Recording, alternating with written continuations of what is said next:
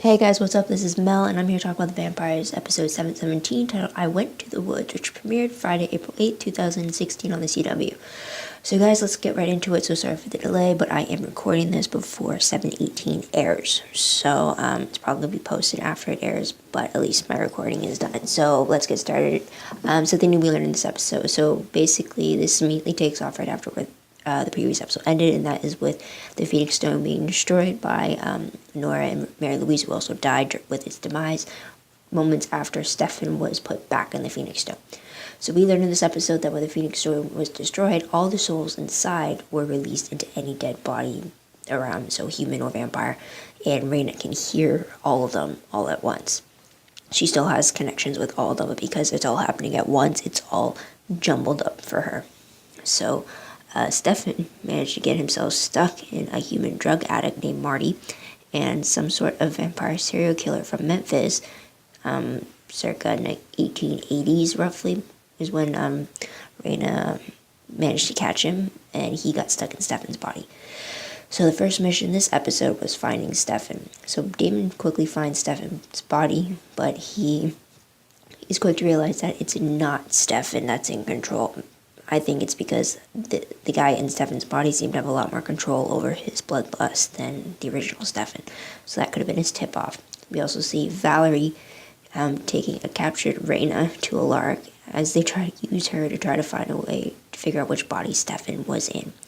And Valerie uses this by using magic on Raina to gain access to that connection between her and Stefan. And that's how she puts together that Stefan's in some kind of forest, police after him, and then since Stefan he has police after him, his case is on the news, and that's how they all know to go to Arkansas. So mission 2 is get Stefan back.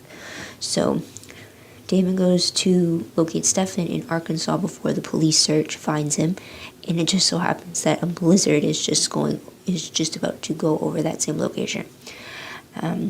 So Stefan is trying to stay alive in the blizzard while evading police. He's also dealing with drug withdrawal and the fact that he is also experiences vampire soul rejecting the human body he was stuck in.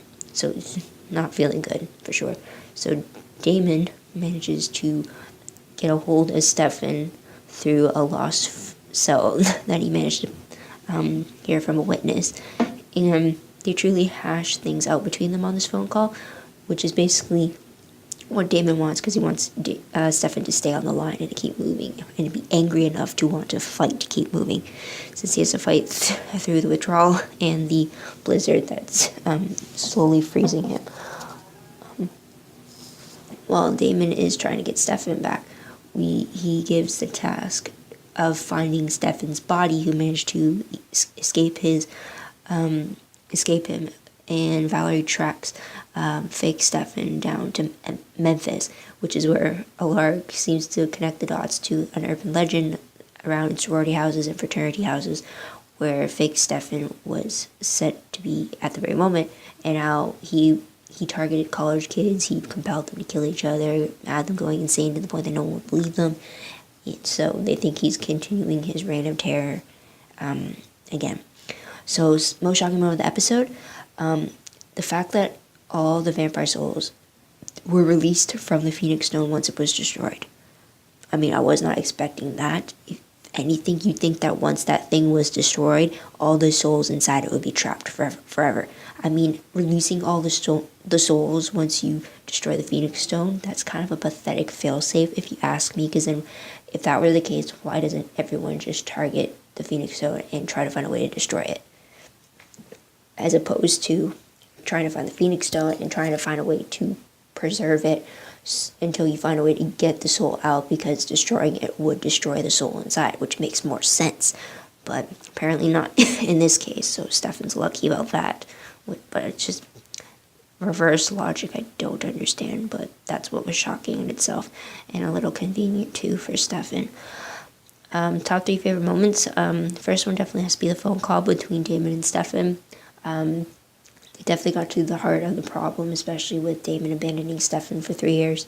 About Stefan's thoughts and feelings about Damon always thinking about himself. about where their instincts truly lie. Like with Stefan, his instinct was helping people, and then Damon's instinct is always the selfish one. So really got down to the core between the two of them. Also filled with their own banter as well, and they did bring up old childhood memories too, especially with the hide and seek references. So it's just great to see them both fighting not only each other, but fighting towards something. Stefan fighting to survive, and Damon fighting to find Stefan, which I really liked for sure. Another favorite moment was the fact that Alaric was helping in the search to find Stefan. I've missed Alaric. I really think we should have seen more of him, especially since he's a regular cast member this season.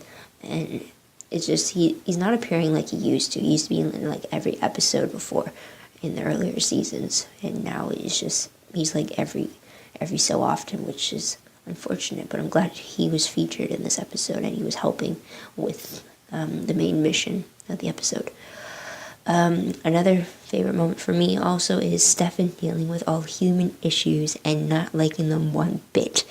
He's always saying how he wanted to be human. He liked the fact that he now had a deadline for his life, which was tied to Rhaena's. He liked that, and then the moment he actually got stripped of all his vampire abilities, he decides he truly hates it, how everything hurts. Everything is harder to adjust to. You have to deal with a whole bunch of issues, and he's just not having it. And I like the fact that he technically got what he wished for, and now he's regretting it completely. So it's just funny to have him rant to himself, or I guess he's ranting to Marty's reflection about how much it sucks being a human, which is funny. Okay, moving on to top 3 peed moments. It's only one, and it's the fact that there was no Bonnie and there's no Caroline. The fact that there was no Caroline makes sense though, because I believe Candace is still on her maternity leave when they film this, so she makes sense. The fact that we don't see Bonnie is what pisses me off, because yes, the last time we saw Bonnie in the future was the fact that she was in a psych ward, yet we haven't seen her at all since. And then yet, for some reason, I'm under the impression that Valerie is having more screen time than either Bonnie or Caroline, who are both season regulars, which is just, it doesn't make sense. Like, it really doesn't at all. And I just wish we saw more of Bonnie in the present day, more of Caroline in the present day. We only saw them in those flash forward moments earlier on in the season, in this current time period that we're in right now. So that's just my only issue that I can come up with. So what moment will I remember most when I look back on this episode? The urgency to find a human Stefan, because as you can remember from season 6, if a vampire's soul is put in a human body, the human body will deteriorate over a 48 or a 72-hour period. So and that was what we saw happen with Vampire Flo being put into Joe's body. So Stefan's gonna have that issue happening too. So first part, they got him out of the blizzard, they located which body he was put in. Now it's just trying to figure out what it is, swap him back into his own body. So moving on to random questions. First one, with the Phoenix Stone destroyed, if Rhaena were to die, are all the vampires marked by her sword still at risk of dying with her? Is that still an issue for them now that there is no more Phoenix Stone? Or is it as long as she has that connection, that mystical connection to them, they're still at risk of dying with her if she were to die one last time? Let me know in the comments what you think about that. Next question, how is Damon going to get Stefan back into his body? I'm hoping this is how they get Bonnie back. Otherwise, they're going to use Valerie's magic to do it. But it kind of sucks that our witch quality is now, it used to be Bonnie, and now it's just being replaced by Valerie. So it kind of sucks, but it makes sense because Valerie would be more powerful as her own magic comes from her vampire side as a heretic. So it just, I want to see more Bonnie or her teaming up with Bonnie, but maybe, hopefully, they need both of them in order to do the spell. Who knows, we'll find out. Next question, why can't Valerie use some sort of magic to incapacitate fake Stefan or something so that he's like immobile until like they finally get to him? Or is it an issue of she actually having to have her eyes on him or in contact with him to do so? I just feel like as a heretic, she should be able to do a lot more powerful spells. We've seen it before in the past, but I'm just wondering if like that's the extent of her abilities or whatnot. But that's it. So moving on to predictions based off the promo for 718. Sorry, we see fake Stefan hiding out in a packed out sorority fraternity house, which is in the middle of a party, and it's all the way in Memphis. And it seems like he wants Damon to do a small favor for him. And we also see Damon recruiting Lark to help him track fake Stefan. And it looks like fake Stefan is doing everything he can to stop the body swap from happening. Based off the synopsis for the episode, it looks like Damon and Lark head to Memphis. Like we learned about Lark's 3 years without Damon. Hopefully more flashbacks like we did with Stefan dealing without Damon. And it looks like Bonnie meets a new woman with answers about the army while she's in the psych ward. So we'll get to see Bonnie. So that's awesome. And also Enzo, we see him again. Learn some devastating news from Reina Cruz. So overall predictions based off of what has happened so far, we're definitely going to see Stefan's condition worsen as he remains in a human body. We're going to just see how close he gets to time running out for him, and to see how exactly they're going to swap bodies. Hopefully they either get it done by the end of 718 or beginning of 719 or something like that. But also, I think Enzo's devastating news that he learns from Reina, I think it has to do with Bonnie. I have a bad feeling. I hope not, but I have a bad feeling about that. But I definitely want to see this relationship between Enzo and Bonnie, because somehow it formed in the 3 years that Damon was away. So it'd be great to see that. And that's what it is. So what do you guys think of the episode? What'd you like about it? Let me know in the comments below. I'd love to hear about it, as well as your thoughts, theories, and predictions about what you think is going to happen in the remaining episodes of season 7. Also, don't forget to like this video, subscribe to my channel, and check out my other videos if you haven't done so already. If you also want a play-by-play of the episode, check out my live journal account. The link for that will be down below in the description box.